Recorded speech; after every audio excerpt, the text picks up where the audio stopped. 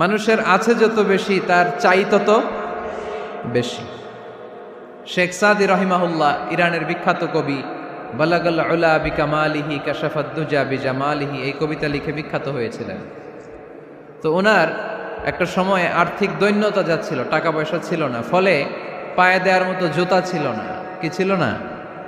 জুতা ছিল না। তো খুব আফসোস করে একদিন মনে মনে আল্লাহরে বলে, আল্লাহ আমি এত বড় কবি, আমার পায়ে দেওয়ার মতো জুতা নাই। আহা, আফসোস করে ঘর থেকে বের হয়েছে। বের হয়ে দেখে এক ভিক্ষুক ভিক্ষা করে, ওই ভিক্ষুকের দুইটা পাই নাই। ভিক্ষুকের দুইটা, আর কবি সাহেবের কি নাই? জুতা নাই। কবি সাহেব যখন এই দৃশ্য দেখছে, হায় রে আমার তো পা আছে, এর তো পাই নাই, সেজদায় পড়ে গেল। আর আল্লাহরে বলে, আল্লাহ শুকর আলহামদুলিল্লাহ, বেশ ভালো আছি, আর কিছু লাগবে না। এজন্য শান্তি হচ্ছে শুকর আলহামদুলিল্লাহর ভিতরে। শান্তি কিসের ভিতরে?